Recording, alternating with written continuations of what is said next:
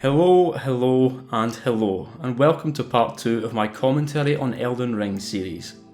For anyone who hasn't seen part 1, probably a good idea to check that one out first, but the purpose of this series is to provide commentary and analysis on standout elements of this vast game, discussing interesting bosses, locations, mechanics, characters, dungeons and more. I've done retrospectives on a few FromSoft games now because I like talking about great games, because these particular games are some of the most compelling and interesting to talk about, from their lore to their mechanics to their difficulty. But although I usually put out decently long videos, I was quickly able to tell that unless I made my thoughts on this game more concise than I was comfortable with, this was going to be an excessively long one, and thus I saw fit to deliver it in parts, more so for my own sanity than anything. Putting together an hour and a half video can be really intense, but I think I might have a breakdown if I try and deliver a 5-hour banger. In part 1, I provided an introduction to the world of Elden Ring, then covered the first 3 regions of the game, those being Limgrave, the Weeping Peninsula and Liurnia, as well as the legacy dungeons and main bosses found within, and I also discussed many, but certainly not all, of this game's mechanics. And so, here in part 2 I will be covering Caelid, several underground regions and the whole of Altus Plateau, as well as discussing some mechanics and features that I did not cover in part 1. To anyone who came here after watching my first video in the series, big thanks for returning, because your support means a lot. This is still a very small channel, and so it's always nice to see those familiar usernames when I put out a vid. I do read every comment. And to anyone new, if you do enjoy what you see here, I'd sure be grateful if you left a like and maybe even subscribed. And with that being said, let's get to it. My last significant act in part 1 was to defeat Renala of the Full Moon at the Academy of Rhea Lucaria so as to claim her great rune, leaving her there in her library, harmless and broken. I've always found Renala's bodily proportions to be really odd, not in a way where she looks badly designed or anything, but in a way that enhances her otherworldliness. I think it's the combination of her small head, but long body and broad shoulders. How's that for some unique insight into Elden Ring then? Renala has a small head. Good stuff. Now, back when I first played this game upon its release, after Renala was around about the time where I started to get a bit confused, and I'll tell you why. So, I talked in part 1 about the extent to which this game lets you skip massive sections of the game. For example, the whole of the Weeping Peninsula is totally optional, so much so that I only learned of its existence about halfway through my original playthrough. Elden Ring certainly is not the first FromSoft game to make significant portions of it totally optional, of course. For one, Bloodborne is actually a pretty short game if you ignore the optional areas like Hemwick Charnel Lane, Canehurst and Upper Cathedral Ward, not to mention the Chalice dungeons.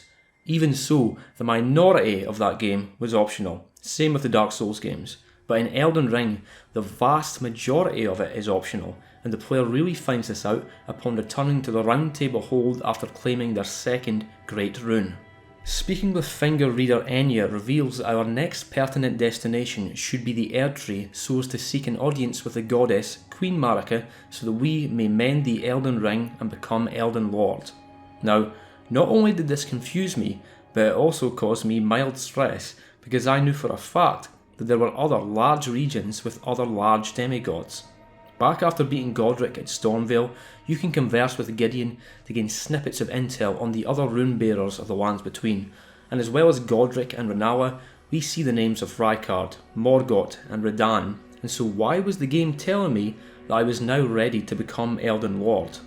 Well, it's because after beating Godric and Renala, with the exception of Morgott, you don't need to fight any more demigods, and you don't need any more great runes. The reason this stressed me out was because I didn't want to accidentally finish the game. Ever been playing a game and it feels like you're coming to the end, but you still have stuff you want to do elsewhere, and so you're worried about accidentally finishing it? FromSoft are super inconsistent about that sort of thing too, because while Dark Souls 2 and 3 let you continue on to tie up loose ends after the ending cutscenes of those games, Dark Souls 1, Bloodborne and Sekiro do not, and nor do you have any manual saves in those games. Of course, as I later found out, 1. Elden Ring lets you carry on roaming around the lands between after the final cutscene, and 2. Even when you do make it to the Erdtree, the game is still very much far from over. Still, I've always been a bit uneasy with the design choice to allow the player to skip over the other demigods. I mean, look at the Weeping Peninsula. Yes, it's a huge area, but there's no demigod there or even a major boss. But Caelid is way bigger, has far more character, and it sure as hell has a major boss. And you can say much the same about Mount Gelmir, where Rykard awaits. Giving the player the choice of whether or not they want to go to all these places is all well and good, but if the game tells me, okay, you're all set to travel to this important destination now, to potentially end the game for all I know, then instantly the incentive to work through these other major regions is that little bit diminished. I mean, I was always going to go to Caelid and Mount Gelmir anyway, but honestly the confusion and uncertainty around what is optional and what is not genuinely did decrease the enjoyment of my very first playthrough. And personally, I actually think it would have been more appropriate to have the player collect at least 3 Great Runes before telling them that they're ready to become Elden Lord. In any case, I would not venture up and into the Altus Plateau just yet, because the rotting scarlet wasteland of Caelid still awaited me. Before going straight there though, Lunar Princess Ranni's questline could now be progressed further. So, last I'd heard, Blythe had gone underground to sniff around for clues about the hidden treasure of the lost city of Nokron, and with us having recently joined into the service of Ranni, we are to help him out. Just nearby the minor Erd tree found in the Mistwood back in Limgrave stands a curious circular building called the Siofra River Well, and approaching the platform within delivers the player to new depths, far deeper than I'm sure any of us were initially expecting, down into the underground Siofra River, one of 3 sizable underground regions. Siofra River actually plays a lot like the open world areas from above ground in allowing the player to ride around on Torrent, and although the initial section of the level is somewhat linear, leading the player forward and up the stairs of these ancient ruins, past numerous claymen enemies armed with blue-tipped weapons, it's Hallowhorn grounds just ahead where things really open up. Although Liurnia and Limgrave certainly feature many enchanting scenes of beauty, with their misty lakes, lofty castles and towering trees, the mood of the underground areas is very distinct. The most distinctive visual feature in Siofra River, as well as Angel River isolated further off to the northwest, is the false sky, coloured with dark cosmic purples and reds, bright particles of white light suspended in the air to resemble stars. Curiously, there even seems to be a full ecosystem down here, with many roaming animals being herded around by these spectral horned followers. The player first sees these enemies at Uld Palace in the northeast of Liurnia, except there they are fully corporeal, whereas here they seem to be in spirit form. I'm not too sure what the lore reason for this is, but it's quite clear that these grounds possess a potent spiritual energy. Blythe is to be found here, gazing up at the lost city of Nokron, except it's elevated very high up and far out of reach, so he suggests we ask another of Ranni's followers, Selvis, back in Liurnia. Before going off to do that though, the player can stick around in this area for a while longer for a rather beautiful optional boss. Located all around Hallowhorn grounds are these stone pillars which can be approached and lit, and for each one ignited, a corresponding pillar will light up outside this temple, within which awaits the skeletal remains of some revered antlered beast, now glowing the colour of glintstone, leading to the ancestor spirit boss. Now, although you can fight this boss here, later on in a different but similar section of Siofra River, you actually go through the exact same rigmarole of lighting pillars and touching horned remains before fighting nearly this identical boss, except later it's called the Regal Ancestor Spirit, and you actually get a proper remembrance from beating it. Although the bosses themselves look pretty much identical, in the earlier fight the arena is devoid of life apart from the player and the boss, but with the Regal Ancestor Spirit, the space is populated by roaming ghost animals from which the boss can drain HP and be reborn from. You can actually take out the boss before it manages to drain any HP if you're strong and fast enough, but if not, it will restore a good chunk of HP back, though the extent of HP recovery does diminish each time. A very cool feature of this boss's moveset is that it will sometimes seemingly die and then be reborn from one of the animals in the area. Depending on which animal it arises from, it will gain an additional move based on that specific animal. If you get lucky, or unlucky, you might see it rise up from a sheep and gain a rolling attack, because as we know, sheep do roll. Anywho, after our chat with Blythe down below, we visit Selvis, who is an absolute prick by the way, And he tells us to visit our very own sorcery professor, Selin, who tells us that the key to the fate of Ranni and the Carian royal family rests within the stars. Although this kinda sounds like a figure of speech, it's actually not, being entirely literal, because the natural animation of the very stars was suspended by the great General Radahn, who still lives on in Caelid, and thus, Selin tells us that in order for Ranni's destiny to proceed, the demigod and runebearer Radahn, Scourge of the Stars, must be defeated. After relaying this intel back to Blythe, he tells us of a festival of sorts being held in Caelid at Redmane Castle, wherein participants can challenge Radahn himself, the so-called strongest of all the demigods. And that, dear viewers, is our cue, except I totally missed all of Blythe and Ranni's questline in my first playthrough and didn't know about any of this shit. Apart from the nuggets of information and light guidance the player periodically receives at the Round Table Hold, the game tends not to provide much context and guidance on particular places other than defeat demigods, collect great runes. Ranni and Blythe's questline actually gives the game that extra bit of structure though, giving you a good reason to travel to Caelid, as well as the underground regions. The issue is that it's all too easy to miss. Blythe himself is easy to miss, and there's absolutely no guarantee that the player will set foot in the totally optional Caria Manor in Liurnia, and even once this whole questline is well underway, there are still a lot of steps before it all concludes. I finished the whole questline twice before, yet at some parts I still had to look up what to do next, because it just wasn't clear and I couldn't remember. That said, I'm not going to belabour the point too much because I ranted about NPC questlines enough in part 1, but yes, I missed all this back when I played the game originally, and again it caused me confusion, because if you go to Castle Redmane without the context of this questline, there is no festival here. Instead, you fight through the area as normal and fight an unrelated boss at the end, and then there's just no option to fight Radahn, even though I'd heard that this was where he was supposed to be. All rather messy and frustrating, and look, you could just point the finger at me and say you simply weren't playing the game properly and following the questlines like you should have been, but when it's your very first playthrough in a game as big as this, with such limited in-game guidance, how the hell are you supposed to know how to play it properly, and in what order the game even wants you to do it? By the way, please don't think that I hate the game or anything. I actually love the game, but I do have some issues with it here and there. And so our next destination is Caelid, and oh what a destination. As is the theme in Elden Ring, there are multiple ways to actually get there.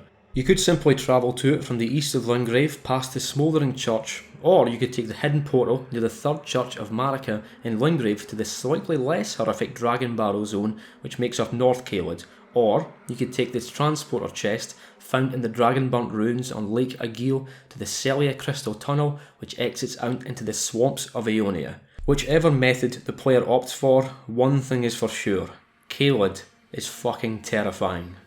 As soon as you cross the boundary into Caelid, the sky and clouds turn an unsettling scarlet. The lush greenery and roaming herds of wildlife found in Lingrave or the pale magical mists of Liurnia are replaced by twisted, gnarled trees, devoid of leaves, seething red swamps of rot, networks of virulent mega-fungi, grotesque perversions of nature in the form of enormous canines with small dead eyes, and savage saw-toothed crows. Everything is wrong in this region, everything is rotten, and there is no hope. There's this constant aura of dread and horror wherever you go here, because the very soil itself is tainted with a force known as the Scarlet Rot, a curse upon this region brought about through the climax of the violent battle between the two most powerful demigods alive, Malenia and Radahn. I'm really not exaggerating when I say that Caelid is one of the most disturbing levels I've ever experienced in a game. All those aforementioned elements combine to create such an uneasy atmosphere, not least of all aided by that odd, twisted soundtrack. There's something about the drums in this track that really get me. I can't even describe why, but I do love it.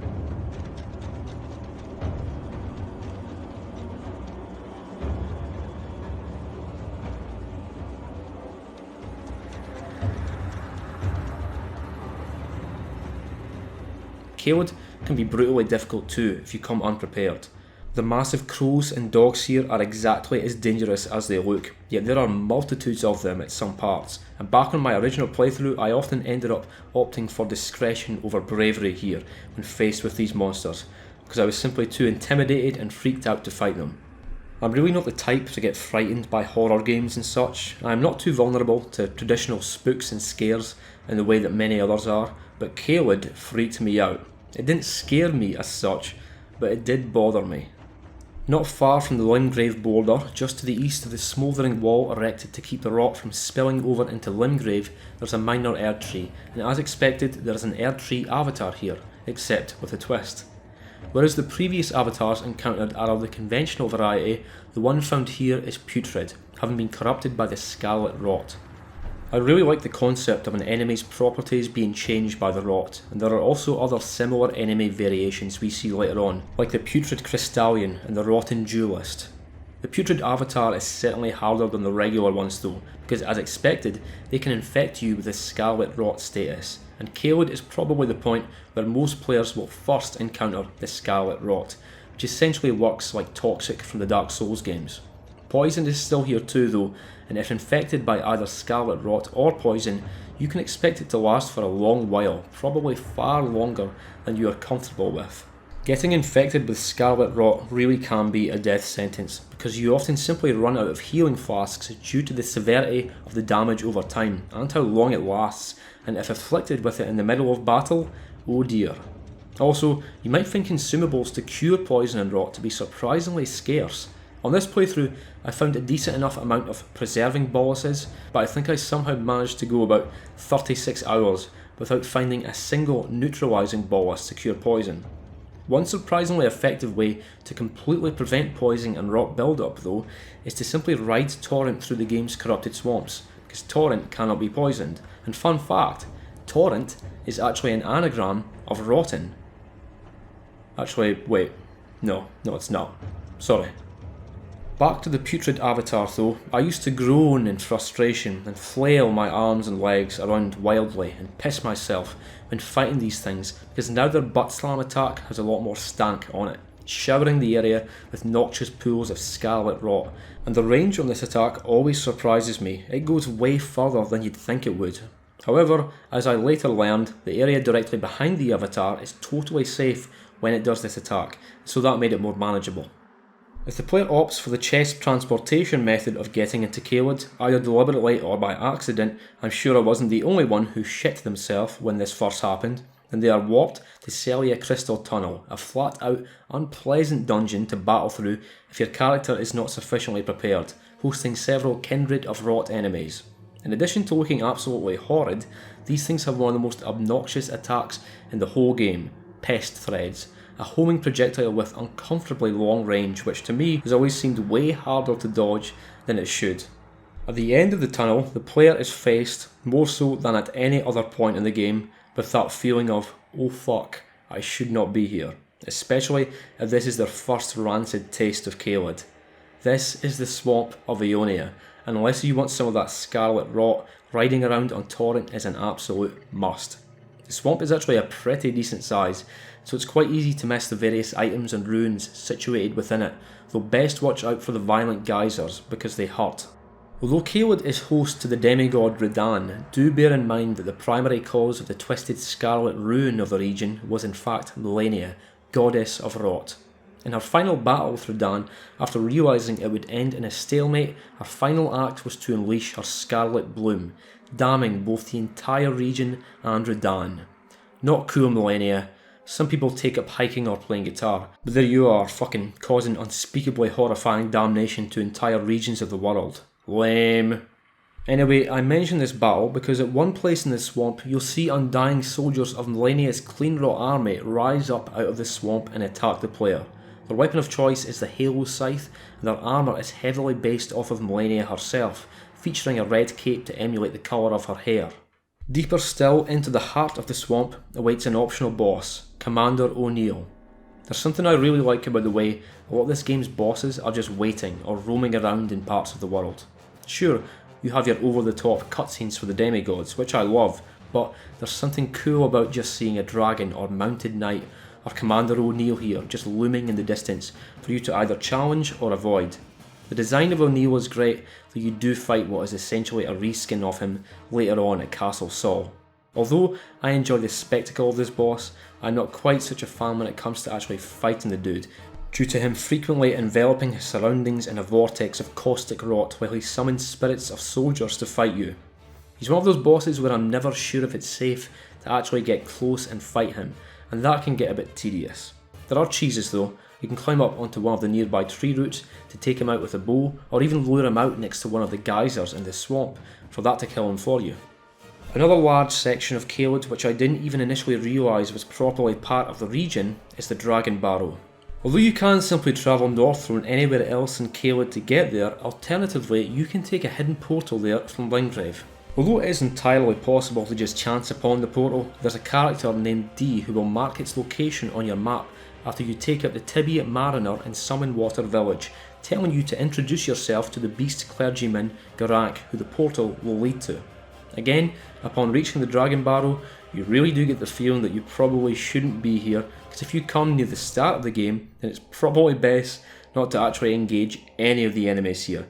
Certainly not the large dragon on the bridge, and most certainly not the Blackblade Kindred standing stoically outside the bestial sanctum. Blackblade Kindred are some of the toughest enemies in the game, not to mention being extremely mobile and adept at attacking from different elevations, though as anyone who has fought these things knows, the encounters can get a bit janky here and there. Still, bizarre, monstrous design and very challenging, though the wild whirls of Black Flame are a bit much. There are instances in Elden Ring's combat where I see a certain attack and just have no idea how to avoid it, particularly long, extravagant combos coupled with AoE effects.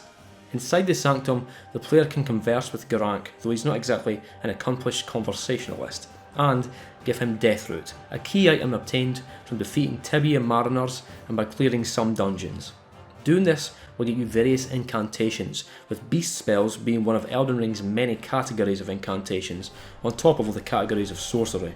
If you give him enough Deeproot, he'll actually aggro against you without any warning, and this can be rather alarming when it first happens, because you won't at all be familiar with his moveset, but dealing just a wee bit of damage here will make him settle. Garak's placement here is interesting and quite confusing too, because we do actually fight him later on in the game too in Farum Azula, except he goes by a different name there, essentially being a different version of him which exists outside of time or some shit, I don't fucking know. A rather sad feature of the Dragon Barrow is actually its namesake, an enormous dragon named Grail, except instead of it serving as a challenging, ferocious boss, it has been ravaged and ruined by the Scarlet Rot, now pinned to the ground, barely able to move. Although guarded by several lesser dragons, the player can actually kill Grail, though she does literally have over 85,000 HP. Thus, the classic way to kill her is with a bleed weapon, this doing massive amount of damage each time it fully builds up, though I did do have the dignity of delivering the final blow with a roar attack. Farewell Grail, I will always love you. Just behind her stands Fort Faroth, a decrepit and largely abandoned structure now home only to rats and bats, except here we have half of the Dectus Medallion. I didn't mention it in part 1, but back at Fort Height in the Mistwood, we get the other half of the Dectus Medallion, with these enabling the player to ascend the grand lift of Dectus at the north end of Liurnia and up into the golden lands of Altus Plateau.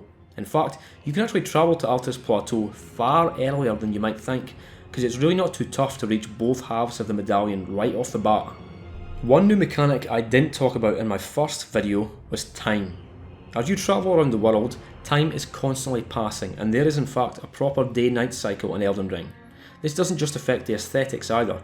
Different enemies will come out at night, stealth is more effective, but most interestingly of all, certain bosses will only appear at night, making a lot of them quite easy to miss. Thankfully, you don't have to just run around in a circle on Torrent waiting for day to turn to night, because time can be easily passed at any point of grace. Though if you do die at night, which you probably will against the tougher nighttime bosses, then when you respawn back at the nearest point of grace, it'll be day again. This is actually pretty damn irritating, to be honest, and I prefer it didn't do this, because it just makes it that much more frustrating when you do die and have to remember to pass time again before doing the run back to the boss. The first nighttime boss most players will run into will be at Limgrave, on a bridge at the foot of Storm Hill. During the day, a mounted Caelid soldier will be guarding the bridge, quite an intimidating enemy, but at night the Knight's Cavalry takes over there with their enormous hooded horse and with a Night Rider glaive or flail. There are actually 10 of these enemies located in all corners of the lands between, from Limgrave and the Weeping Peninsula all the way to the Forbidden Lands beyond Leyndell and Altus Plateau. But again, due to them only appearing at night, they end up being really easy to miss. Even now, I only just found out that there are apparently 2 of them located in Liurnia, but I had no idea even after having so many hours in this game. They're to be found in Caelid too, but another boss found in Caelid at night time only is the Deathrite Bird. The way you can just see this terrifying creature prowling around in the distance is great. It really adds to the build up of the fight. That aside though, I do not enjoy fighting these things. As well as the Deathrite Bird, there's also the weaker variation simply called the Death Bird, also only appearing at night, but the Deathrite Bird can be a serious challenge. It utilises a type of fire called Ghost Flame, which actually causes frost build-up of all things, and it stings. I think one of the most awkward attributes of the Deathbirds is their very physical structure, because it can make it difficult to actually hit the things. Of course the skull at the front is vulnerable, but it's just elevated and animated enough for many attacks to miss, whereas its legs to its rear are awkwardly spaced, not to mention narrow and easily missable with thrust weapons. Still, even though I don't really like fighting them, they are a very cool enemy, and this one in particular drops a very powerful weapon called Death's Poker, a weapon which used to be a favourite of speedrunners thanks to its extremely powerful Ash of War, Ghost Flame Ignition. Wouldn't that be a great name for a metal band, by the way? Ghost Flame Ignition. They can open up for Killswitch Engage or Death Spell Omega. But you know, all we're really doing here is beating around the bush, because just as in Limgrave and Liurnia, there is a demigod in this region, and we want his great rune. At the southeast corner of Caelid sits Redmane Castle, and this effectively serves as the region's main legacy dungeon, though not really to the same extent as Stormveil Castle or the Academy of Rhea Lucaria. For one, it's not as large or intricately designed as those areas, and also when you come here for Radahn, most of the castle is actually empty and you can't even open most of its doors. Of course, if you come here before progressing Ranni's questline and before visiting Altus Plateau, then the castle is full of enemies and fully accessible, but yeah, kinda weird how this game treats this area in anticipation of the Radahn festival.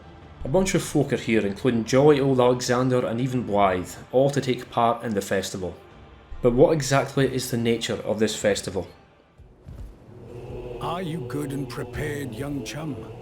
The festival begins. Before we begin, allow me to paint you the full picture.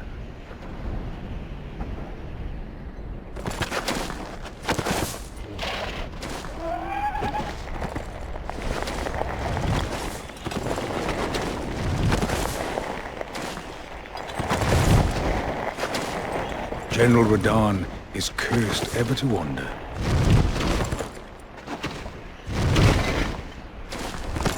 Eaten from the inside by Melania's scarlet rot, his wits are long gone.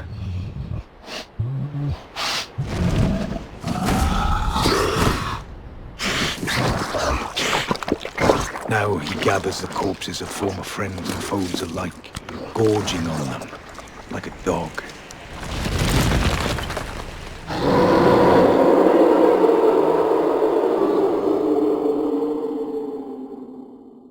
Howling at the sky. But now, we must make merry. O gathering of champions! The revels begin! The celebration of war! The Radahn Festival! From here we descend the elevator beyond the castle, down onto the shore, anticipation and terror building, and enter through the portal to start the battle. The game gives you very little time to get your bearings here, because Radahn starts firing immediately, colossal arrows imbued with the power of his signature gravity magic, though thankfully the nearby discarded weapons can serve as temporary cover. Radahn is one of the most unique bosses of any modern FromSoft game because he is intended to be beaten with help. There are yellow summon signs dotted around the area where the player can bring in the other participants of the festival, reducing the difficulty of the fight, not least of all because it takes some of Radahn's attention away from the player. It is totally possible to beat Radahn solo though, and in fact Radahn actually used to be much harder when the game first came out, so much so that FromSoft made him a lot weaker in a balance patch, and then followed that up with another patch making him a bit stronger again because they nerfed him a bit too much. Having beaten Radahn on level 1 before, I'm not half bad at him these days, though he can be a fucking brick wall of difficulty for a lot of players. I remember even just his projectiles at the very start being a massive pain in the anus for me, and these often killed me outright before I even got to Radahn.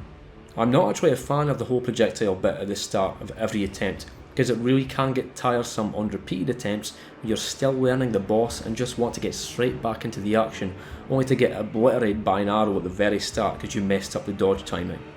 This fight was designed to be intimidating though.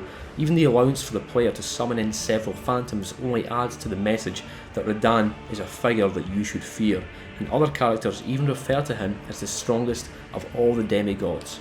However, Radahn here is not as he was in his prime, having had his wits ravaged by the Scarlet Rot passed on to him by millennia. Still, his physical attacks are absolutely terrifying as he twirls, cleaves and obliterates with his twin greatswords, all while riding and drifting atop his long-suffering horse. Though as many players of the game know by this point, Radahn is a master of gravity magic, and so his full weight isn't actually on the horse, hence why he seems to be able to slide around the arena at such high speeds. Then of course, Radahn leaves the battlefield, only to come hurtling straight the fuck back, destroying anyone in the way. In Radahn's second phase, the intensity is ramped up to ridiculous levels, and his attacks only become more extravagant and gravity-defying. The presence of the 4 large boulders suspended in the air above him add an extra element of tension too, because anytime you're attacking him at close range, you're terrified that he'll send those boulders flying in your direction and killing you in one hit. Torrent can be very useful for this boss, not least of all because of how expansive the arena is, though I certainly find him to be less useful if fighting Radahn solo, because if you ride up alongside him as he's launching a fresh attack directly at you in Torrent, you're going to wish you had some of those iframes. But regardless of your methods, Radahn does go down, dropping his great rune too, and what's more, his demise is the catalyst for a spectacular astral phenomenon which had up until now been prevented due to Radahn holding the constellations in stasis.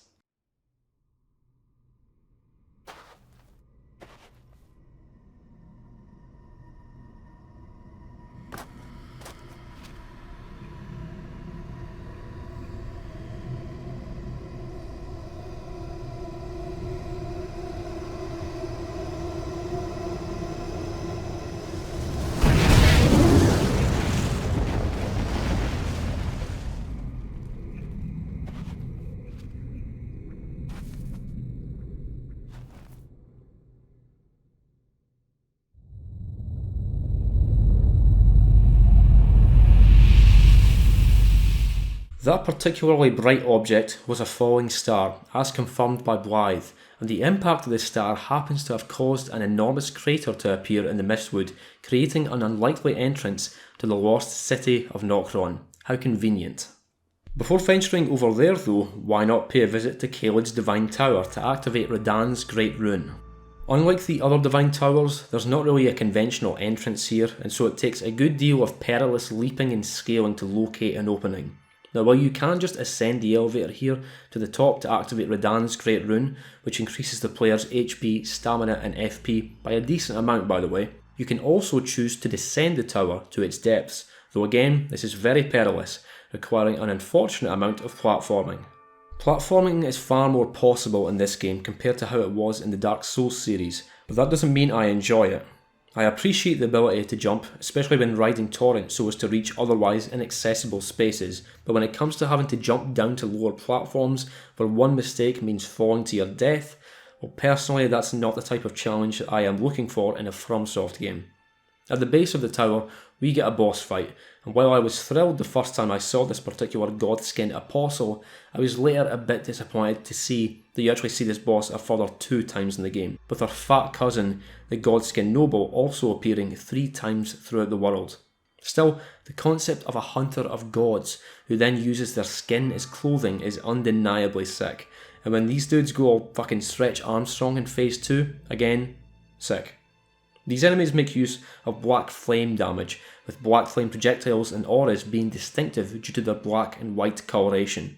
Black flame attacks are particularly dangerous due to them also causing some damage over time even after the player is initially hit, and so sometimes you'll be close to death after getting hit by one and then still die anyway as your HP ticks down afterwards.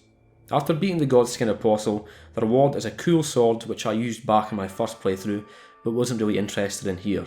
Still, I do appreciate that they didn't just make all the Divine Towers carrying copies of each other and actually gave them their own features and layout. But now that our business in Caelid is through, it is time to head back to Limgrave to delve deep into the crater, easily spotted from afar due to the gravitational anomaly it has caused. Although at first we're just climbing down rock, the environment quickly becomes more architectural and moody as we delve deeper into Nokron.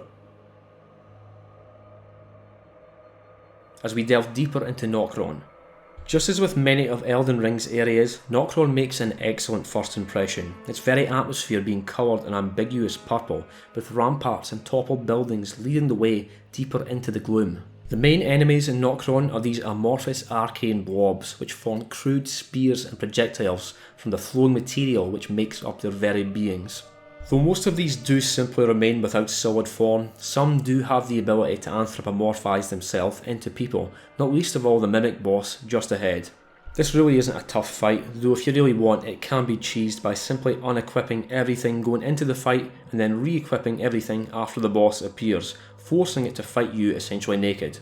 Although you fight the Mimic tier here, you don't actually get the Mimic tier Spirit Ash just yet, and instead get the Silver tier Mask, which can be really handy, buffing your arcane stat by 8 points, though it does also decrease your attack power by 5%. By the way, a really cool feature of the area directly after the Mimic tier is that you can clearly see Mogwyn Palace from down here, and unless I'm mistaken, that column structure is where you fight Morg, Lord of Blood, but that'll be a story for the next video in the series. The Ancestral Woods area here really is the same sort of deal as we saw before near the start of the Siofra River, except now we are much higher up. The same horned enemies are here, except they're not in spirit form now, and there are new singing female variants of them too. Again, the whole lighting the columns thing is back, as well as the regal ancestor spirit that I covered before. I don't really have a big problem with repeated level ideas and bosses, but I do feel that it wasn't really necessary to have all the same shit here as we already did before in much the same sort of area. Don't get me wrong though, this is a very cool open level with some striking and somewhat familiar visual aspects, like these enormous stacks of stone stalagmites in the distance, though I kept getting absolutely nailed by the Red Wolf of Radahn clone here. That wasn't fun. Now, there are actually 2 separate routes to take here. You can either drop down by the jellyfish and into the aqueduct area, which then leads onto everyone's favourite boss with the Valiant Gargoyles, or you can continue on again into Nokron. I have to give a big shout out to one particular enemy found here, and that's the big ball thing. We've previously had magical balls of magic materialise from nowhere to be ran from and dodged, but now we're introduced to them as actual enemies with attacks and everything. They're not difficult to beat as long as you're bold enough to get in there and keep attacking before they have a chance to ram into you, but I do love the simplicity of this design, and there's something somewhat unnerving about a perfectly spherical object with no recognisable human features behaving intelligently to try and take down the player. Eventually, after fighting through a gauntlet of silver tiers who form themselves into humans and even a troll, we find the hidden treasure of Nokron, the Fingerslayer Blade, except I'm a moron who didn't capture footage of me getting it, but here's what it looks like.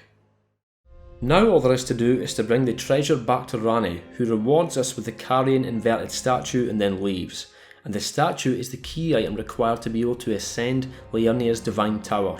Of course, you can visit the Divine Tower beforehand, but there's no way to actually access the elevator, so you're somewhat limited in what you can do, but placing the statue flips the entire study hall within upside down.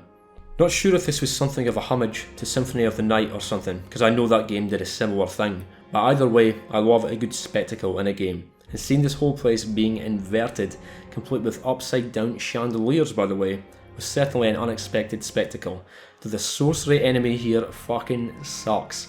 The presence of this enemy doesn't even make sense to me, because the same character appears in the regular study hall, yet regardless of whether or not you kill them there, they will still appear here, hitting you with powerful, long-range carrying sorceries. But after descending the study hall, or would it be ascending, and after opening this inverted door, which doesn't look like it should be physically possible, we get sight of the Divine Tower at the end of the bridge.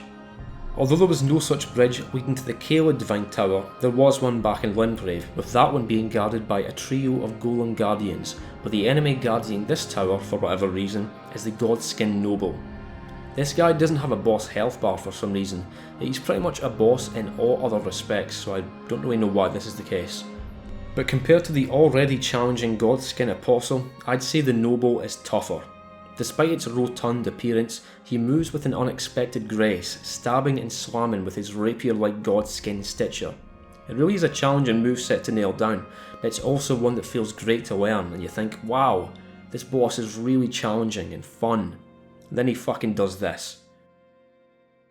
This move is insane, because although it can be somewhat reliably avoided through good positioning rather than well-timed dodges, it goes on for about twice as long as it seems like it should. If you manage to position yourself in front of an obstacle, you'll sometimes get stuck and roll in place, although this will often just not work, plus it looks kinda ridiculous. I think this boss was nearly great, but this attack is a bit much. Plus he has another attack called Noble Presence, which comes out so fast that it's nearly impossible to react to, which really goes against one of the best aspects of modern FromSoft games: fairness. After defeating the Noble and making it to the top of the tower, we see that this one is different to the rest. Instead of there being the cracked remains of a two fingers up here, there is only the scorched remains of the body of Rane. This was her true form, but on the night of the Black Knives when Godwyn the Golden was killed, Rane was also killed at the same time, all by her own design, except Godwyn lost his soul, whereas Rane lost her body, as explained by the curse mark of death found upon her flesh. At this point, I will leave Rane's questline and we'll pick it back up again in part 3, because there's plenty more cool shit that happens. Now, however, what I want to cover is our next region. Godric, Rennala and Radahn have all been defeated, and so that means our work in Limgrave, Liurnia and Caelid is done. The next goal, as Enya tells us, is to make it to the Erdtree to convene with Queen Marika and become Elden Lord, and to do that we need to ascend to the Altus Plateau and then to the royal capital of Leyndell. Now, there are actually 4 different ways of getting to Altus Plateau. I covered the first method back in part 1, involving dying to the grab attack from the Virgin Maiden at the bottom of the Academy of Rhea Lucaria, but I'd say this is probably the most unconventional of the 4 methods. The most ceremonious and dignified route, however, is via the Grand Lift of Dectus to the far north of Liurnia after both halves of the Dectus medallion have been collected from Fort Height and Fort Faroth. Back on my first playthrough though, I took a completely different route because I hadn't found the complete medallion, and indeed, for anyone who either couldn't figure out what the medallion halves were or just couldn't be bothered, there is the ruin-strewn precipice accessible via the deep valley just adjacent to the lift and guarded by bats, a magma worm and ladders. But at the top, we emerge out onto the plateau, though our emergence is certainly nowhere near as grand and golden compared to the lift of Dectus. But the final way involves a bit more underground work, and that is the way I will cover now. So back in the aqueduct section of Siofra River, not far from Nokron, the player can enter a very large arena with a waterfall roaring and raging in the background, only to be confronted by a big old a gargoyle. Fine, no sweat. This might be the first time the player will have fought a gargoyle at this point, unless they foolishly decided to take on the Blackblade Kindred back in Caelid. And this fight is challenging, but fine. And then the second one shows up. Yeah, this fight is both brutal and bullshit. Both gargoyles are highly mobile, have long-range poison attacks which are really difficult to spot, and they will both often happily attack you at the same time, and bear in mind that gargoyle enemies have some particularly crazy moves involving a bit too much weapon twirling for my liking, especially the one with the twin blade. Bosses like these are where it's clear that FromSoft intended for the player to make full use of spirit ashes for some fights, because that really is the only way to make it more manageable. Having said all that though, I don't hate this boss, because as difficult as it is, you'll still be at the stage in the game where you can simply just come back later on when you're stronger, and I actually did exactly that, coming back at a higher level with a significantly stronger weapon, making quite easy work of the boss. Thus, this is far from the most infuriating double boss in the game, whereas there's a certain other controversial double boss fight which takes place towards the end of the game, meaning that your character will likely be about as strong as they're going to get by that point, taking away the option to just come back when you're stronger. After the Gargoyles, you can ride a coffin higher via a glowing sequence of symbols, obviously, leading the player to a brand new underground area, Deeproot Depths, situated beneath the royal capital of Leyndell. As with all the underground areas, the environment here is extremely striking, revealing the vast network of thick earth tree roots beginning their route beneath the Altus Plateau into other areas of the lands between. Although there are branches and roots aplenty here to ride and climb, there are also many ruins, temples and even a mausoleum. Not sure what the deal is with the water in this place or why it kinda looks like cum, but it does lend to the unique ambience of the place, at least. Whereas the air and sky in Siofra River and Nokron are coloured with purple and red, the surroundings in Deeproot Depths are immersed in a thick brown haze, with distant tree roots vaguely visible beyond indiscernible distances.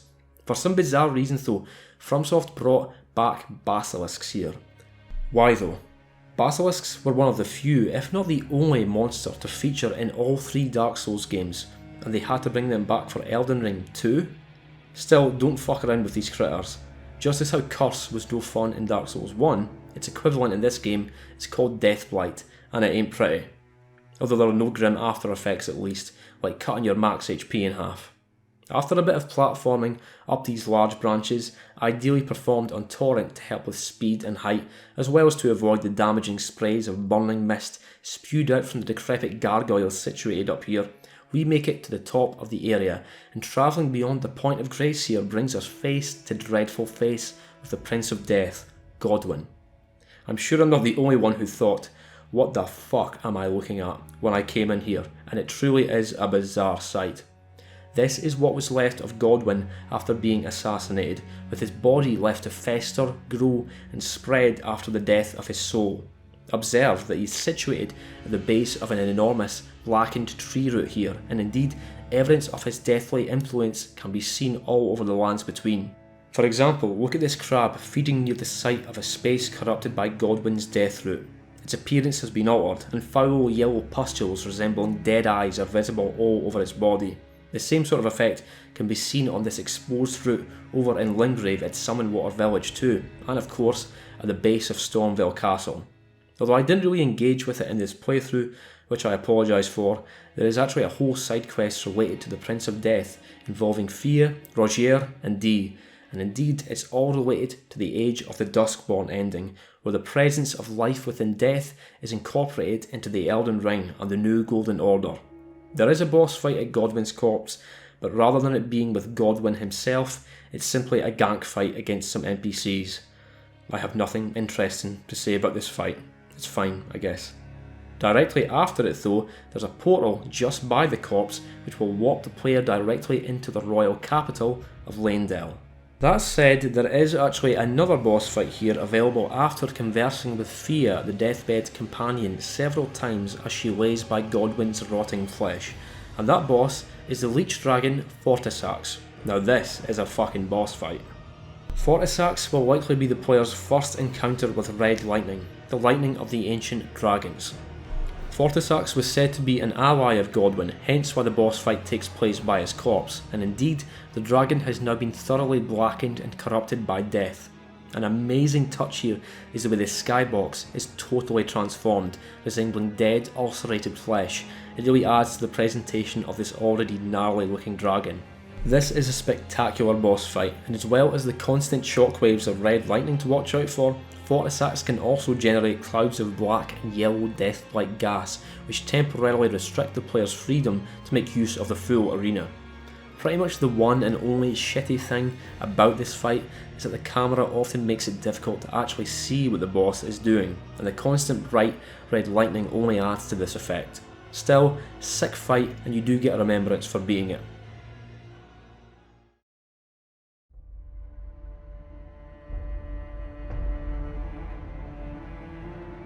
And so, now that I've covered the diverse range of routes into Altus Plateau, let's finally talk about the region itself. Being situated so close to the Erdtree, this region is coloured in a glorious gold. In fact, even the sky itself is golden, not to mention the trees and vegetation. The influence of the Erdtree is present nearly everywhere in the lands between, but this is truer throughout Altus Plateau than anywhere else, especially in the royal capital of Leyndell just to the east. The jagged, blasphemous form of Mount Gelmir looming from the west certainly serves as a dark blot on the otherwise pure golden aesthetics of the region. Whereas Caelid was overrun with mutated abominations and fulminating corpses, the enemies characteristic of Altus Plateau tend to be far more familiar and human, though in some cases that just makes them that much more horrific. Although it may have been a while since the player last saw her, Melina shows up again once we get to Altus, telling us that we're close to fulfilling our accord with her, also revealing that she was in fact born at the foot of the Erdtree itself. Although the player can simply march east, up the very well guarded steps to Leyndell, there are of course other things to see in the region first, and I'd argue that the most interesting of these is Dominua, the windmill village far to the north. I remember approaching the village and noticing some figures dancing in the distance. "What fun!" I remember exclaiming, thinking that FromSoft had actually put something wacky and positive in their game, and doing a little dance myself. And then as I got closer, the fun wore off, and I gradually became more disturbed as I got a closer look at these figures. Although they are non-hostile, at least at first, these are some frightening looking ladies, clad in foul, filthy capes with crazed, gleeful expressions fixed to their faces. There's not a copious amount of lore associated with this place, but I believe the idea is that they would lure people into their village with song and dance, much like they do with the player, before turning on them and taking their skin, and indeed, at the top of the hill waits a godskin apostle. Very cool area, and I have a big appreciation for any game or film which manages to make something scary while also making it bright and colourful. And of course, the area was also clearly influenced by the aesthetics of the movie Midsommar, which I'm also a fan of. If the player does decide to reach Altus via the rune-strewn precipice route, then as well as the entrance being cluttered by numerous overturned caravans, at the top of the hill they will be ambushed by ancient dragon Lanziaks. Although this encounter is certainly alarming and a hell of a way to be welcomed into a new region, it will actually leave the area entirely after losing around 15% of its HP. However, if you travel a good deal south of the Windmill Village onto a raised section of the plateau, then Lanziaks will show up again for real. Funnily enough, I totally missed this encounter on my first playthrough, as well as this whole particular section of Altus Plateau. It's just a bit out of the way and easy to miss, but being another ancient dragon like Fortissax, this fight is a hell of a spectacle. Lanziaks is something of a reskin of Fortissax though, sharing most of the same moves, although without the Deathblight element, and also it does have the awesome ability to form a glaive of red lightning, which it then swipes down at the player. And you even unlock this incantation after beating it. Fortissax isn't the only formidable beast in this area though, because there's also this fella. Please leave me alone. Slap bang in the centre of Altus, we of course have a minor Erdtree, one of 3 minor Erdtrees in the larger Altus Plateau region. The one over on Mount Gelmir has certainly seen better days. The area around the tree is very creepy, with the player's visibility heavily obscured by a golden mist, although the disturbing sound of weeping is ubiquitous in this strange forest. The source of the weeping is one of the most baffling enemies in the game, Wormface. There's really not much to go on lore-wise with the worm faces, but they are really fucking weird. There are many lesser ones around the woods here, some robed and some naked, but there's a massive one guarding the minor Erdtree. Although it can damage the player by violently banging and swinging its grotesque head around the ground, the real danger lies in the deadly sparkling clouds of deathblight it vomits up, meaning that sometimes you simply cannot get close to it without real risk of death. Now, at this point, before I get talking about the glorious royal capital of Leyndell, I want to talk about minor dungeons, a topic I did not cover in part 1. So, we've got our legacy dungeons like Stormvale Castle, the Academy of Rhea Lucaria, Redmane Castle, etc. However, Elden Ring also boasts a further 51 minor dungeons to find, explore and then conquer. And I think these are probably where the game is at its most generic, because they tend to be the least interesting levels in the game. Now, that doesn't mean that I think they're shit or anything, because they're generally quite decent and are good fun to do for the most part, but whereas I tend to go out of my way to do every legacy dungeon on any given playthrough, the same cannot be said for the minor dungeons. You can divide them up into 4 categories. There's caves, tunnels, catacombs and heroes' graves, and the nature and rewards associated with these will tend to differ. For example, the reward for beating a catacomb is almost always some new type of spirit ash, not to mention the grave glove war upgrade materials found within, whereas tunnels are perfect for gathering smithing stones. Thus, although most players will probably want to explore a lot of these dungeons simply for the fun of it, there are still real gameplay incentives for visiting them, and they can do a lot to help prepare you for upcoming legacy dungeons and tough bosses.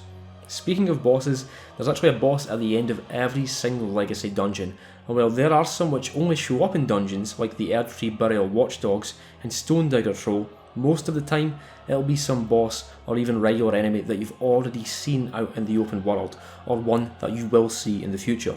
It's always a bit sad when you think you've come across some interesting unique dungeon boss, and later on realise that no, it's actually just a late game enemy they've given a boss health bar. Still, I like fighting bosses, and for whatever reason my simple brain is easily pleased by a big monster with a big ass health bar. The quality of the dungeons does vary quite a bit, as well as the rewards for their completion, so much so that I wouldn't really recommend folk endeavour to try and find every one, not least of all because some of them can actually be really tricky to find without using a guide. Don't go into them expecting unique obstacles and environments in every one either, because most catacombs look the same, as do most caves and tunnels, though there are certainly some interesting touches added to some of them, like how this mine in Liurnia has a bit of a glintstone aesthetic compared to the more conventional mines found elsewhere.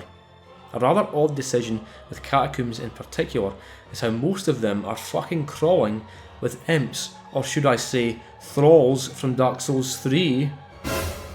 At least they gave them a pretty thorough reskin, but their movement and moveset is heavily based off of thralls, an enemy which I always thought was a bit too common even in that game, so God knows why they brought them over to Elden Ring too, and then put them in nearly all the catacombs. Just like with Dark Souls 3's thralls, the imps really aren't a bad enemy, but they're simply not very interesting either, and I think the game could have done with an alternative enemy for some of the dungeons, though there certainly are plenty of skeletons too. Although dungeons do help prepare the player for later levels, they can also lead to your character becoming somewhat overpowered. An issue I've had before that others have also discussed is that by the time you get to Leyndell, you will either be getting your arse kicked by the bosses and heavy knights there, or completely wipe the floor with everything in your path, with the variable here being how much have you explored beforehand. See, with so much of this game being optional, this has an effect on the balancing, and if you've been diligently exploring the earlier regions, as you really should if you want the most fun out of the game, then the middle portion of the game can end up being way too easy, before the game launches a massive difficulty spike your way towards the end again. To be honest, I'm not sure what FromSoft could have done to mitigate this, but the balancing certainly does feel off in places, and it's very interesting how much less fun the Soulsborne games suddenly become when you take away the challenge, because their combat systems really do hinge on the constant danger posed by most attacks, and how you're often just seconds away from death in any boss fight. Riding to the east of Altus reveals an enormous grand set of stairs guarded by scores of Leyndell knights, and not only that, but at the top there are 2 fucking tree sentinels. Great. To be honest, I died once to these pricks and then never even bothered trying again, they're totally optional anyway. Going through the doors at the top leads to the Leyndell outskirts, although the main door to the city happens to be completely locked, and the capital itself can only be accessed from the rear entrance to the north, or of course by using the portal by the Prince of Death in Deeproot Depths. The Leyndell outskirts is actually one of the sites of a massive battle during the War of the Shattering, as seen in the original story trailer for the game. It truly does look like a battlefield too, with the countless burnt up impact craters, and these colossal projectiles sticking out of the ground which stand several times taller than the player. Also, the towering golden ghost banners are another great touch, and similar ethereal features are to be found through much of Altus Plateau, as well as in Caelid and the pale ghostly trees of the mountaintop of the Giants region later on. A very surprising encounter awaits the player at one seemingly nondescript section of the battlefield, whereby a lone commoner transforms into Morgott, the Fell Omen. Of course, this is not the real Morgott, being just as much an illusion as the one we fought outside Stormvale Castle, and he doesn't even have a boss health bar. But this is probably the last thing most players expect to see out here, especially if you haven't quite figured out that this isn't the real Morgott yet, because during my first playthrough, I understood absolutely nothing about this game's story. There are many details that I understand now and that seem obvious, but on a first playthrough you're so overwhelmed by everything that it's quite hard to pick up on every little detail. Passing through the outskirts around to the north side reveals 3 guardian golems there to ward off would-be infiltrators into the capital, but these are easy enough to evade, though I will never get tired of seeing them wipe out entire trees like this. But then even past the golems, there is another intimidating figure standing guard at the rear, the draconic tree sentinel, probably one of my favourite enemies in the game. They don a set of golden malformed dragon armour, which the player themselves can actually get later on, and which I eventually wore, though I've never been a fan of the ridiculous bird ornamentation at the top of the helmet. These dudes are just so bloody heavy though. A lot of their attacks are very slow and delayed, but hit so fucking hard, with some hammer strikes also serving as minor AoE attacks due to their impact. The horse itself is also a threat, being able to spit fast fireballs, often catching out the player as they try to heal after creating a bit of distance. With these sentinels being of the draconic variety, they also have the power of the red lightning of the ancient dragons like Fortissax and Lanziax, and the dragon greatclaw weapon is imbued with this powerful element in phase 2, and regardless of how buff the player is at this point, it's so easy to get absolutely wiped out by just 1 or 2 attacks from these guys. There are only 2 draconic tree sentinels in the whole game, but they are very challenging to beat, though you can totally circumvent the challenge here by being a little bitch and sneaking up behind it and casting poison mist, causing the boss to slowly die without attracting their draconic ire. But now that it is down, the way into the royal capital and the route to the Erdtree is clear. Now look, there have been many wow moments throughout Elden Ring thus far. It's a beautiful game, rife with extravagant, fantastical spectacles and wonders, but that moment when you first step out into the capital and behold the city in its entirety is transcendent, not to mention being faced with the sheer immensity of the Erdtree in all its almighty golden splendour. Clean-robed heralds play their high-pitched horns, the age-old corpse of an impossibly enormous dragon hangs over the city's many gold-roofed structures, and the equally enormous bolt of Granzax makes you stop, stare and wonder what the hell happened here. That's the great thing about the lore of FromSoft's games. They present something to you, be it an enemy, a boss or level, and through the sheer beauty or horror of its design, you are compelled to want to know more. It's why the lore videos for these games are so intensely popular. The Windmill Village makes you want to know more, same with the hellscape of Caelid and the beauty of Rhea Lucaria, and the same effect is even more intense in Leyndell, the royal capital. Although larger than I believe all the others, Leyndell is still a legacy dungeon, and so exploration is restricted to on foot only, though it can be surprising when you realise just how much freedom you have here, being able to prowl rooftops, scour the streets, and even scale the wings of the great dragon, Granzax. The streets of Leyndell are very dangerous, but also filled with fine treasures, not to mention tons of gold and rune consumables. In fact, I remember thinking that the game was giving me too many and that I didn't want to end up being over-leveled up here, but Elden Ring does want you to be very leveled up, as evidenced by the intense difficulty of the later game areas and bosses, as well as the fact that you'll still be getting a lot of bang for your buck when levelling specific stats up through the 40s and 50s here, whereas you often got highly diminished returns in the other games after levelling any stat above just 40. There's a random Erdtree avatar which drops down from a sparkling golden mist 20 metres in the air, though thankfully this one is not of the putrid variety. That'll come later. The knights in Leyndell are particularly tough though, especially these ones with the fancy armour and weapons, though admittedly I was making mincemeat of them here. Although I started the game off with a magic strength build, I switched to pure strength after taking down Rune in part 1, and this was my first time using the giant crusher weapon. Needless to say, it's pretty fucking powerful, though towards the very end of the game I'd switch focus again to a quality build. A very important thing to remember when exploring Leyndell in its current form is to grab the Bolt of Granzax's weapon. It's literally a small scale replica of the massive boat of Grandsax, and to get it you need to drop down onto the boat and simply walk up. Pardon me. You simply walk up and grab the fucking spear, alright? The reason you have to grab it now is because Leyndell makes a very dramatic transformation towards the end of the game, and if you don't pick it up here before that happens, you forever lose your chance of obtaining it, which would be a shame because it's a sick weapon and I actually ended up using it a bunch myself. Similarly to how Bloodborne featured 2 different versions of the Hunter's Workshop, and Dark Souls 3 had 3 different versions of Firelink's Shrine, in Elden Ring there are actually 2 different versions of the Round Table Hold, the version we know, populated by all our cool friends, and then the real world version, which is found here in Leyndell. I really don't know what the lore implications of this place are, but this version is decidedly grimmer and more devoid of life than our version, though there are still some cool treasures to pick up.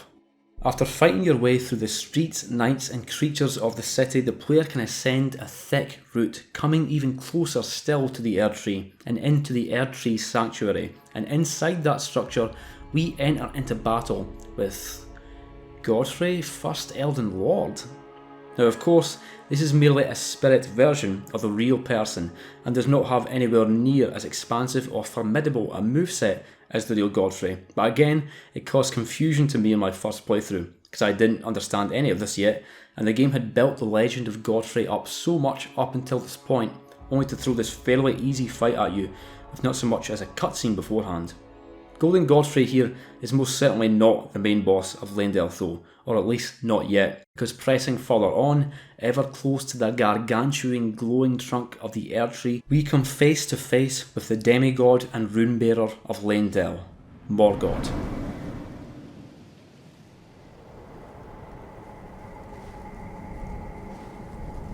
Graceless, tarnished.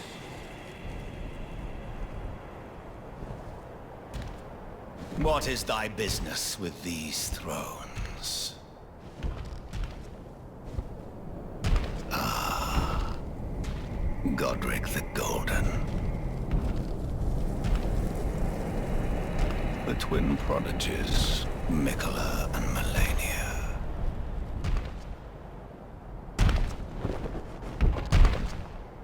General Radahn. Praetor Rykard. Luna Princess Rani. Willful traitors, all.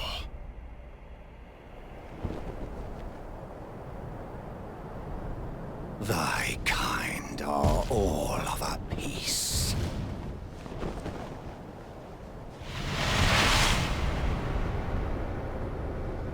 Pillagers, emboldened by the flame of ambition.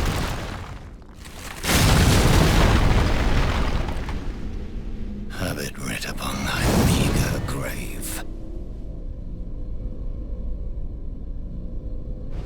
Felled by King Morgott, last of all kings.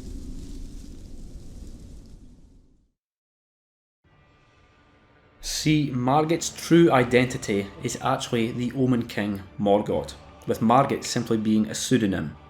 Elden Ring actually plays around with multiple names and identities for the same individuals a bunch, and to be honest, it kinda makes the game's already confusing lore that much more confusing.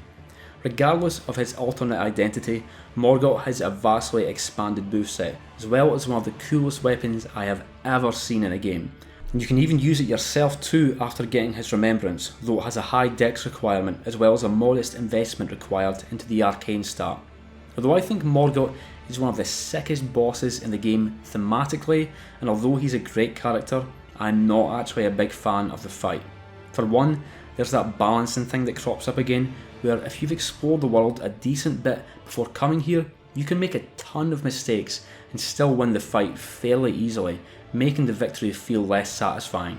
Alternatively, if you come unprepared and actually have to get good at dealing with his moveset, this can be a horrible boss of never-ending combos and high damage delayed attacks.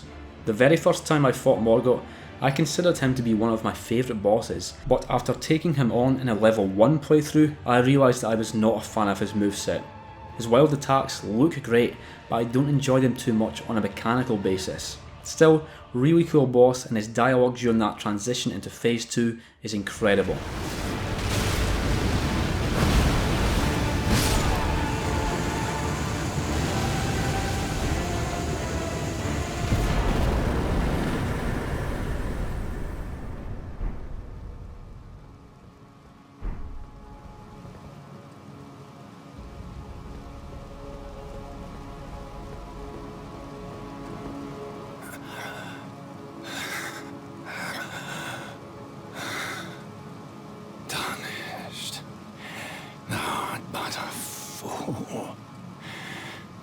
The Erd Tree wards off all who deign approach. We are all forsaken. And indeed, Morgott is correct, and for anyone on the first playthrough who wondered whether this might have been the end of the game before coming here, those worries are quickly done away with, because the journey of our Tarnished is not yet done. Hello again, old friend. Allow me a moment to converse with you. You are unable to enter the Erd Tree, no? Prevented by the mantle of barbs. The thorns are impenetrable, a husk of the Erd Tree's being that spurns all that exists without. The only way to stand before the Elden Ring and become the Elden Lord is to pass the thorns. My purpose serves to aid in that very act. So I'd like you to undertake a new journey with me to the Flame of Ruin, far above the clouds, upon the snowy mountain tops of the giants. Then I can set the Erd Tree aflame and guide you down the path to becoming Elden Lord. That's right, the next main destination is a region even higher up than Altus Plateau, the mountaintop of the giants. However, that whole thing will have to wait for part 3. For now though, I'd like to descend down beneath the bright streets of Leyndell and into the subterranean Shunning-Grounds. For the sheer expansiveness of this area, it's actually remarkably well hidden, and originally I wasn't even aware of its existence before hearing people referencing it online. Also, please note that on this playthrough, I only access this place later on in the game after a certain event happens at Leyndell, and while it is still fully accessible, you enter it via a different location. Also, a random observation is that although the subterranean Shunning-Grounds are literally underground, hence the term subterranean, they're not actually part of the underground map in the way that Deeproot depths on the Siofra River and such are. The purpose of the Shunning-Grounds was to hide away the cursed beings known as omens. The lore around omens is actually very tragic and sad, with them being among the most reviled beings in the lands between.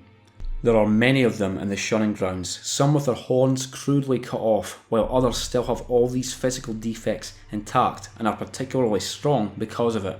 Although monstrous in appearance, omens are actually born of human parents, though when this occurs, it's seen as a sign of great misfortune and impurity. Thus, the horns of omen babies are cut off, often killing them in the process.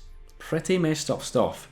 Although there are many omens down here in the Shunning-Grounds, this is actually something of a privilege, as perverse as that may seem, because only omens born of royalty are permitted to live down here. Of course, there are two particularly noteworthy omens in the game, those being Morgott, who we earlier defeated, and also Mohg, who is encountered in these very Shunning-Grounds and who is brother to Morgott, both of whom are actually demigods born of Queen Marika and Godfrey, first Elden Lord.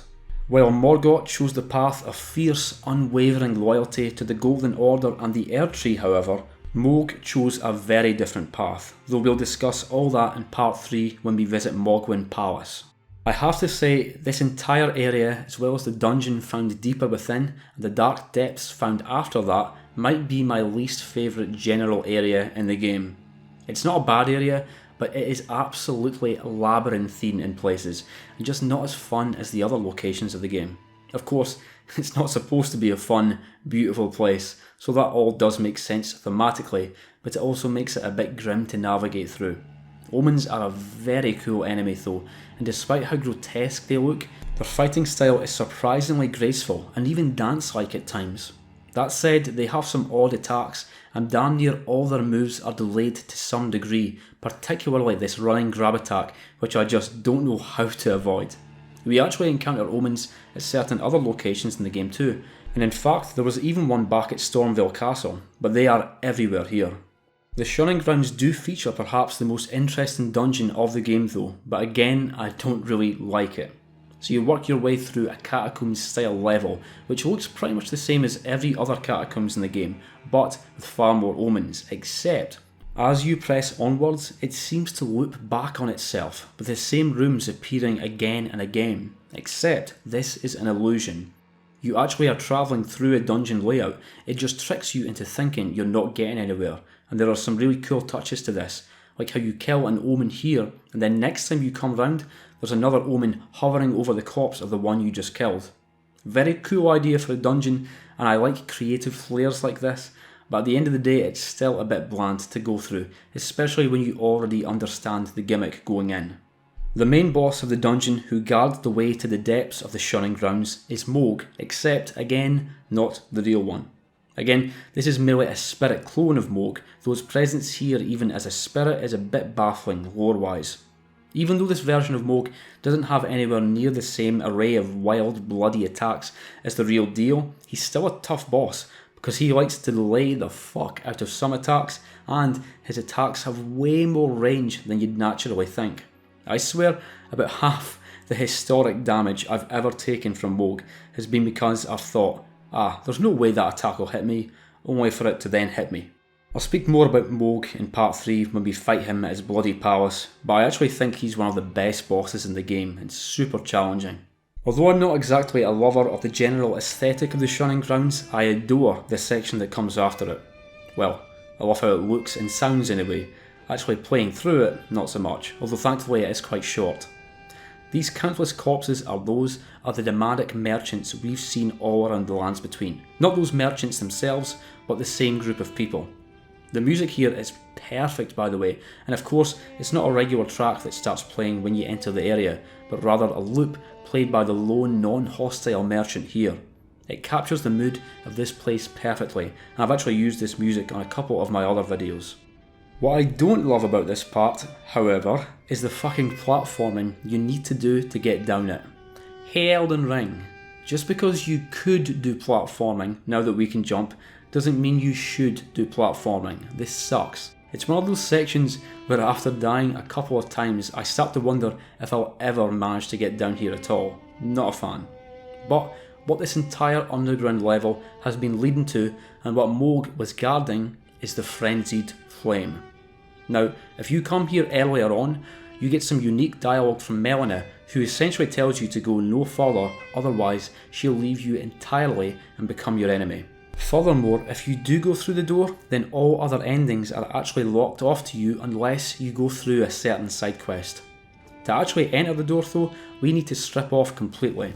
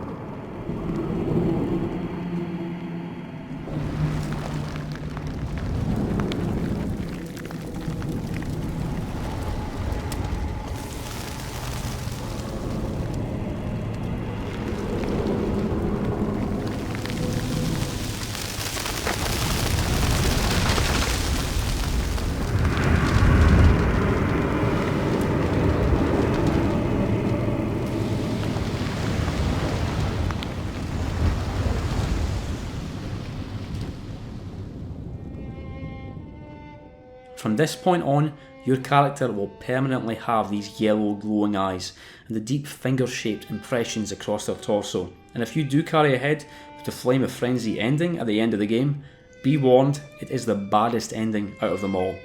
I actually came back here and did this after finishing the game though, so I didn't lock myself out of any of the other endings. And so, now that central Altus Plateau as well as Leyndell and its forbidden depths have been explored, there is just one more place to visit before ascending to the mountaintops of the Giants. Mount Gelmir is technically a part of the Altus Plateau, however, it completely lacks the golden grace found with the central and eastern zones of the region, instead being made up of blackened, jagged volcanic rock. And whereas the rest of the region certainly has its fair share of cruelty and horror, Mount Gelmir is on another level, being the site of the most appalling battle throughout the entire War of the Shattering, with the forces of Mount Gelmir being commanded by the blasphemous demigod Praetor Rykard, sibling to Rane and Radahn. Again, completely optional area, and you're never really directed to go here, but as ever, it's well worth doing, being very distinct in geography and character compared to any other area in the game. The initial part of the level involves simply climbing higher, using ladders and spirit springs, and avoiding the mechanical virgin maidens prowling the battlefield for survivors to butcher and cleave. Most of the grim ascent involves either fighting or evading the repelled forces of Leyndell, who rest at devastated camps situated at various elevations up the volcano, though some of these soldiers have since taken on some particularly alarming characteristics. The Madness status effect is essentially Elden Ring's answer to Frenzy from Bloodborne and Terror from Sekiro, though thankfully it's not as punishing as in those games. When exposed to incantations associated with the Flame of Frenzy, the Madness meter will build up, and if it becomes full, you'll take a big chunk of damage. Madness doesn't really appear all that often in the game, but you will see it a lot at particular locations around the world, with Flame of Frenzy attacks having a very distinctive visual effect, kind of a cross between fire and lightning. Mount Gelmir has its own minor Erd tree, but it's in a very rough state, being dead and totally devoid of leaves, further adding to the darkness and wrongness of the area, and an ulcerated tree spirit appears upon approach, though that's if you don't get nailed by the nearby Worm Eater first, which I did. The true destination of interest upon Mount Gelmir though is the Legacy Dungeon at its peak, Volcano Manor. But before reaching it, there's another interesting boss to take on, the full-grown Falling Star Beast. Although this form of the beast has a single exposed eye growing from its cracked forehead, there's another version of the boss found in an earlier dungeon which has not yet reached this stage in the life cycle, and indeed you later find other similarly bizarre life forms who are at later stage of this astral being's life cycle. Very intimidating enemy which will just full on charge at you for some attacks, though you can actually use Torrent for this fight if you like, but personally I've never found the horse to be too useful here. This is another boss that I quite like, but I've never been able to get to grips with. The timing of some of its attacks are just too weird and off, like this gravity-defying front flip or its tail swipe. They always catch me out because they both charge up for about a second and a half, longer than it seems like it should before the true attack comes out, designed to make you panic roll and get caught out. Finally, after this dark mountain has been fully conquered, we can enter Volcano Manor, which is several orders of volcanic magnitude more elegant and welcoming than anywhere else on this mountain, and within we are greeted by the lady of the manor, Tanith, as well as the imposing silent form of a Crucible Knight watching over her, with a portrait of Praetor Rykard watching over us all. There's actually a whole questline associated with the Volcano Manor, requiring the player to venture out to various locations around the lands between to kill certain other Tarnished, as is the way of Rykard's recusants, located within the drawing room of the manor. Of course, Rykard himself, or should I say itself, is nowhere to be seen, so although this interior is rather warm and cosy, we press further on through the manor, through the nearby illusory walls and out into the scorching interior of the volcano where the manor and associated town have been constructed. It's moments like this when you first open these doors that you just can't help but marvel that this entire level is totally optional. There's a whole new enemy type here too, these stretchy serpent things, which despite myself I find rather cute. Not in a sexual way or anything, I just like their design. Please believe me. Also, there are a lot of Abductor Virgin enemies around, and lore-wise, these machines were actually created here in Volcano Manor to then be dispatched to fend off invading soldiers encroaching upon the mountain, as well as to abduct and transport prisoners back to the manor, much like how the player can be abducted by the one at the bottom of Raya Lucaria. Despite the elegance of the manor where Tanith and her recusants reside by the fire, there is true horror here, particularly in this dark section where we see first generation Albinorics who have been reduced to violent, maddened husks from torture. Further on, there's what seems to be an entire village literally sinking into the magma in a section vaguely reminiscent of Lost Izalith from Dark Souls 1, except not shit. But never mind all that rubbish, because after ascending from the magma-doomed shanty, we get the single greatest cutscene of any modern FromSoft title.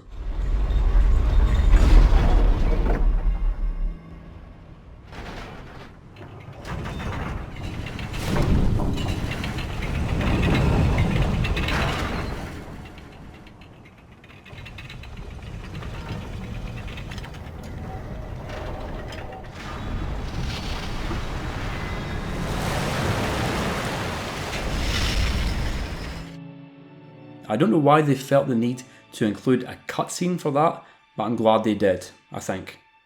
One of my favourite parts of the level is climbing up the hardened lava here, because I just think FromSoft did a great job in capturing genuinely realistic looking igneous rock. Yes, some good pumice here, some decent scoria. Eventually, after passing through a portal though, we are warped to the horrific lair of the Serpent. I'm really not a fan of this portal at all, to be honest, and how instead of there being a logical path to the demigod incorporated into the level, they just have this random portal. That being said, if you do follow the Volcano Manor questline to its completion, then there is another more thematic way of accessing Rykard, but otherwise, you gotta find this portal. Before you begin the fight, very important thing is to pick up the Serpent Hunter Spear sitting right here, because it's crucial for making this boss manageable, though it is entirely possible to beat it with regular weapons. Also, although this boss is the only place where the spear gets its special powers, it's actually a superb weapon in its own right, and one I used extensively back in my level 1 playthrough. You can reinforce it to make it stronger and everything. Aside from the tremendous damage output the spear does to the god-devouring serpent here, its range is also vital due to the constant pool of magma surrounding the serpent. Although I made short work of it here, there's one absolutely bullshit attack this thing has where it slams the ground and unleashes a wide quake AoE attack, and it is one of the few attacks in this game where I literally do not understand how to avoid it. I've tried everything and it hits me 100% of the time, regardless of when and where I roll or jump. The one and only way I know of to mitigate the damage here is to use a shield, and I fucking hate that I have to do that. I'm sure it's possible to avoid the damage entirely, but it should not be this unreasonably difficult. But then, you beat the boss and it's all done and everything's nice, and we can all go home. Good job.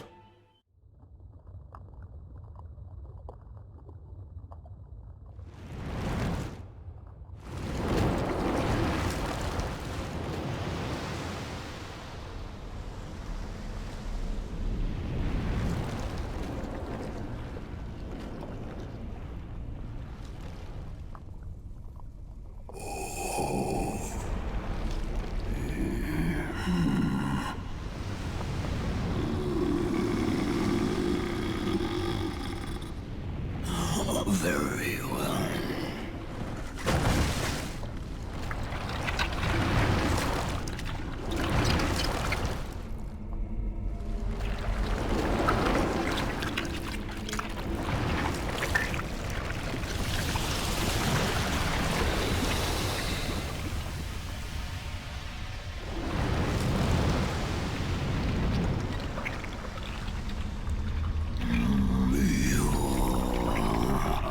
Join myself and King as remedy.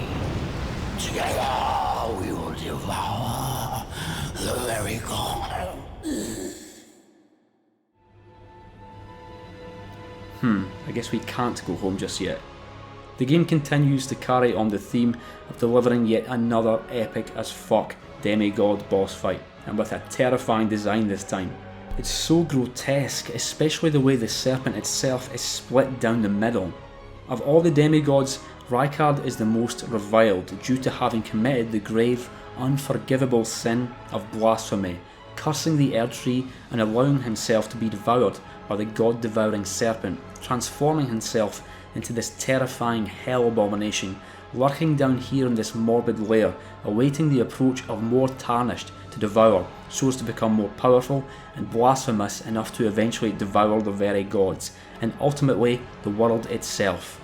Even with his Serpent Hunter Spear, Rykard can be very challenging, dominating the arena with slow but devastating sweeps with his living blasphemous blade. The battle becomes all the more intense when you start having raging, screaming, flaming skulls bearing down upon you, and when this happens, there's no time for attacking, you've got to run. The most terrifying and fucking awesome attack in Rykard's arsenal, however, is his Taker's Flame, because it looks like this. God damn, what a cool attack. Anyone else just really like cool attacks? And after enough stabs and swipes from the Serpent Hunter, the Serpentine Lord of Blasphemy goes down. Incredible boss, just the right level of difficulty and intensity, and that voice acting, it's scary, I'm actually scared. And that, my friends, will mark the end of part 2 of this series. In part 3, we will ascend the grand lift of road to the mountaintops of the giants, fight our way through the cyclonic, horological anomaly known as Crumbling Faram Azula, fight through the blizzards of the consecrated snowfields, descend down to the rotten roots of Miquella's Haligtree, ride our way through the blood swamps of Mogwyn Palace, finish up Ranni's questline, and then finally be granted an audience with Radahn within the base of the Erdtree. Folks, I sure hope you'll come back for the grand finale, because it's going to be a doozy. As always, cheers for watching, and cheerio.